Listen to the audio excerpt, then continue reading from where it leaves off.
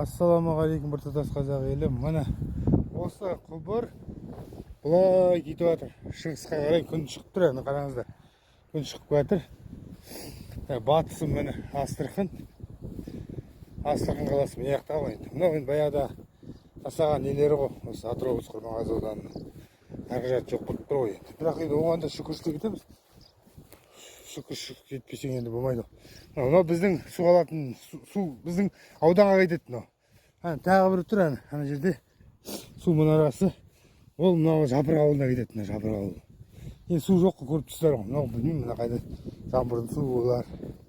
Енді мен айтайын дегенім, маңғыстаулықтар, бейнеуліктер, Маңғыстауға жетті ма, Ақтауға жетті ма, жеткен жоқ па білмеймін.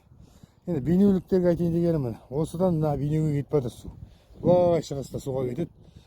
Құбырмен кетеді. Сол сіздерге жетті ма, Ақтауға жетті ма, жетпей ма, соны білгім келеді просто. Бір қараптан қарап жүргенше бір сұрақ қойайын дегенім ғой. Осы су құбыры, мынау Астрахань Маңғышлақ деп аталады. Астрахань Маңғышлақ су құбыры деп аталады. Бірақ бізге мына Кырнаудан келіп тұр, 3-ші разъезден келіп тұр. Астрахань Маңғышлақ су құбыры деп кетеді. Астрахань Маңғыстау су құбыры. Ал осыны айтайын дегенім, амандықта болайық. Астына комментарий жазып кетіңіздер. Астрахань, мынау Астрахань Атырау тас жолы ғой. Мынау құбыр басқа құбыр. Су барады Бейнеуге. Бейнеуге келіп тұрса, иә деп жазып жіберіңіздер. Ақтауға қай уақытта барады?